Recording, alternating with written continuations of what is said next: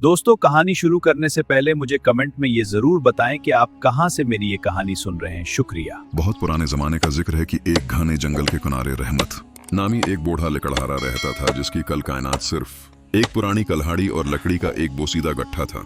उसके पास न कोई आलीशान मकान था, न औलाद और न ही कोई जायदाद। बस एक टूटा हुआ झोंपड़ा था जिसकी छत से बरसात में पानी टपकता था। रहमत कभी किस्मत का रोना नहीं रोता था और न ही कभी किसी से मदद मांगता था। वो हर सुबह परिंदों के चहचहाने से पहले बीदार होता, अपनी कल्हाड़ी को पत्थर पर रगड़ कर तेज करता, अल्लाह का नाम लेता और जंगल की गहराइयों में निकल जाता।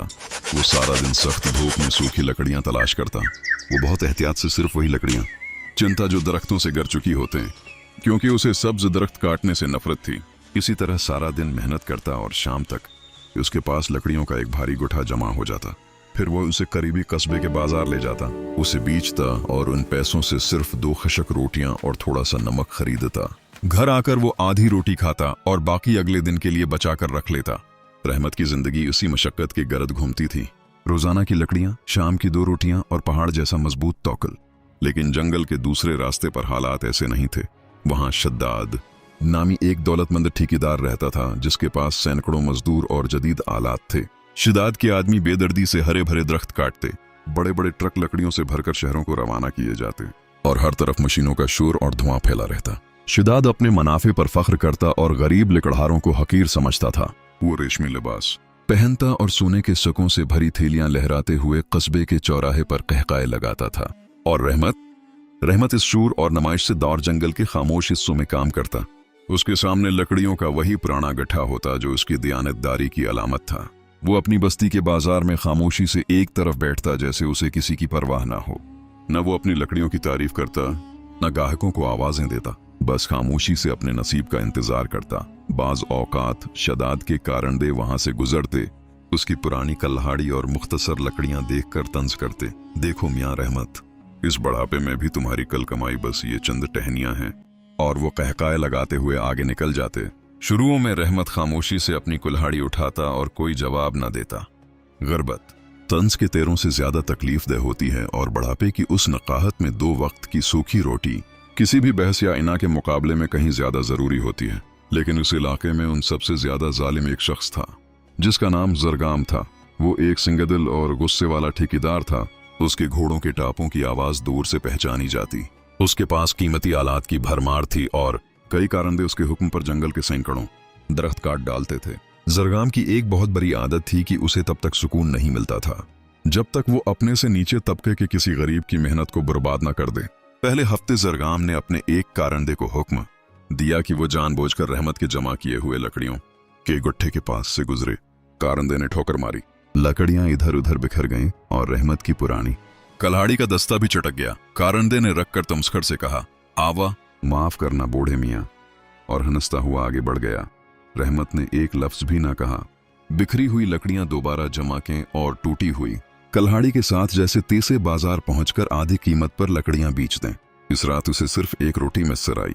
दूसरे हफ्ते फिर यही तमाशा हुआ। उस बार उसकी जमा करदा बेहतरीन लकड़ियां नाले में फेंक दी गईं और जरगाम दौड़ खड़ा अपने साथियों के साथ ठिठे मार रहा था। तीसरे हफ्ते भी कारंदे ने वही घटिया हरकत की, लेकिन इस बार रहमत ने खामोशी से सिर उठाया और बराहे रास्त कारंदे की आंखों में देखा। वो चलाया नहीं, फरियाद नहीं की और न ही गुस्सा दिखाया। उसने धीमी और मजबूत आवाज में कहा, बेटे, ऊपर वाला सब देख रहा है, वही इंसाफ करेगा। कारंदा कहकहा लगाकर चल दिया, जबकि रहमत ने नाले से गीली लकड़ियां निकाले, उन्हें हसरत से देखा और खाली हाथ अपने झोंपड़े की तरफ चल पड़ा, क्योंकि गीली लकड़ियां कोई नहीं खरीदता था। इस रात उसे मुकम्मल फाका करना पड़ा और ये उसकी जिंदगी का पहला फाका नहीं था। इस अंधेरी रात में रहमत का झोंपड़ा बिल्कुल सुनसान था। न चौलाहे में आग थी, न प्याले में पानी, बस छत के सुराख से चांद की रोशनी अंदर आ रही थी और कच्ची जमीन पर एक अजीब सा अक्स बना रही थी। रहमत अपनी बोसेदा चटाई पर लेटा आसमान की तरफ देख रहा था कि अचानक उसे अपने दरवाजे पर हल्की सी आहट सुनाई दी। उसने उठकर देखा तो वहां नूर खड़ा था। नूर बुस्ती का एक नेक दिल लड़का था जो रहमत से बहुत मोहब्बत करता था। उसके वालिदैन का साया सर पर नहीं था, लेकिन उसके दिल में हमदर्दी कोट कोट कर भरी थी। वो जानता था कि रहमत पढ़ना लिखना नहीं जानता, इसलिए वो अक्सर शाम को कोई अच्छी बात या नसीहत की बात सुनाने आ जाता था। नूर बैठा, उसने रहमत के कुंधे पर हाथ रखा और तसल्ली देते हुए कहा, चाचा रहमत, घबराइए नहीं, अल्लाह सब्र करने वालों के साथ है। फिर उसने अपनी जेब से एक छोटी सी तहरीर निकाली और उसे पढ़कर सुनाया। बेशक तंगी के साथ आसानी है और अल्लाह सब्र करने वालों को ऐसी जगह से नवाजता है जहां उनका वहम व गुमान भी नहीं होता।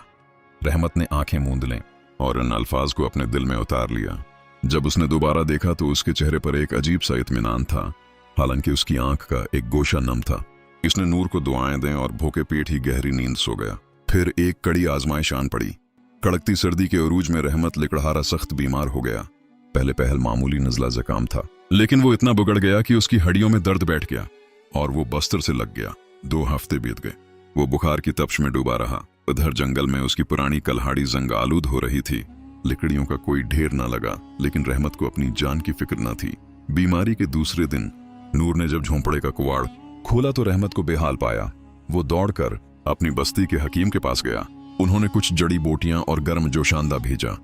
इस रोज से नूर हर सुबह आता, रहमत के सुरहाने ताजा पानी और दिलिया रखता, घंटा भर उसे नसीहत की बातें सुनाता और फिर अपने काम पर निकल जाता। 20 दिन गुजर गए और रहमत कमजोरी की वजह से हल न सका। उसे बैरूनी दुनिया के बदलते हालात का जरा बराबर इल्म न था। जिस दिन वो आखिरकार हिम्मत करके अपने कदमों पर खड़ा हुआ, उसका चेहरा जर्द था लेकिन इरादा चट्टान जैसा मजबूत। उसने सोचा, अब तो कल्हाड़ी भी जंग खा गई होगी और जंगल के तमाम रास्ते झाड़ियों से भर गए होंगे। शायद अब मैं कभी लकड़ियां ना काट सकूं। जब उसने अपने झोंपड़े के पीछे वाले हिस्से का रुख किया तो उसकी आंखें फाटी की फाटी रह गईं। वहां सूखी और बेहतरीन लकड़ियों का एक बहुत बड़ा पहाड़ खड़ा था। हवाओं के चलने से जंगल के पुराने और सूखे दरख्तों की तमाम वजनी टहनियां टूटकर खुद बखुद उसके अहाते में जमा हो गई थी। सैकड़ों मन लकड़ी।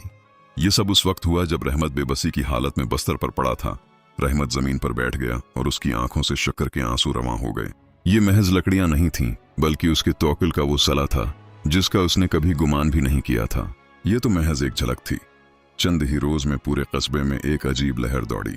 शहर के कारखानों में लकड़ी की शदीद कुल्लत पैदा हो गई, क्योंकि शदाद और जरगाम के काटे हुए हरे दरख्तों की लकड़ियों को घन लग गया था और वो जलने के काबिल न रही थी। जरगाम का सारा जखीरा राख के ढेर की तरह बेकार हो गया। बड़े बड़े ठेकेदार चौराहों पर सिर पकड़कर बैठ गए कि अब शहर के कारखाने कैसे चलेंगे। लोगों को ईंधन की अशद जरूरत थी, चौलाहे ठंडे पड़ रहे थे और अब सूखी लकड़ी की कीमत सोने के भाव बकने लगी, क्योंकि वो नायाब हो चुकी थी।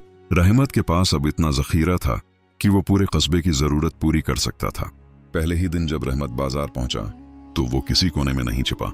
वो लकड़ियों से लदा एक बड़ा छकड़ा लेकर आया और कस्बे के मरकज में खड़ा हो गया। अभी उसने आवाज भी नहीं लगाई थी कि खरीदारों का हुजूम उसे चारों तरफ से घेर गया। मांग इतनी ज्यादा थी कि सूरज ढलने से पहले ही उसकी तमाम लकड़ियां फरोख्त हो गईं। वो इशरफियों से भरी थैलियां लेकर घर लौटा। ऐसी खुशहाली उसने अपनी पूरी जिंदगी में कभी ख्वाब में भी नहीं देखी थी। जरगाम ने उसे दौड़ से हसरत भरी निगाहों से देखा। उसने देखा कि लोग रहमत की दियानतदारी की कसमें खा रहे हैं और वो प्रोकार अंदाज में अपनी कल्हाड़ी कंधे पर रखे चल रहा है। जरगाम की जबान गंग हो गई। नूर इस दिन रहमत के साथ था। हिसाब किताब करने और इशरफियां गिनने में उसका हाथ बटा रहा था। साल बीतते गए। रहमत एक मौजिज ताजिर बन गया और नूर इसका साया बनकर रहा। नूर तमाम कारोबारी कागजात देखता और माहिदे लिखता, क्योंकि रहमत ने कभी स्कूल का मुना नहीं देखा था और वो अपनी सादगी पर फख्र करता था। उसका काम इतना बढ़ा कि वो दूसरे शहरों तक लकड़ी सप्लाई करने लगा। एक दिन जब वो अपने बड़े गोदाम में बैठे अल्लाह की नामतों का जिक्र कर रहे थे, रहमत ने नूर से पूछा, बेटे, तुम्हें वो बात याद है जो तुमने उस फाके वाली रात सुनाई थी जब मेरे पास फूटी कोड़ी भी नहीं थी? नूर ने वही खूबसूरत अल्फाज दोहराए, और अल्लाह उसे वहां से रिस्क देता है जहां से उसे गुमान भी नहीं होता। रहमत मुस्कराया और बोला, जब भी अल्लाह किसी बंदे पर तंगी लाता है तो इसके पीछे एक बहुत बड़ी नामत छिपी होती है, लेकिन यह मकाम सिर्फ उसे मिलता है जो हालात के सामने नहीं झुकता, जिसे तंज के तीर जख्मी न कर सके और जिसे फाका तोड़ न सका। अल्लाह उसे वो मकाम अता करता है जो बादशाहों के वहम व गुमान में भी नहीं होता।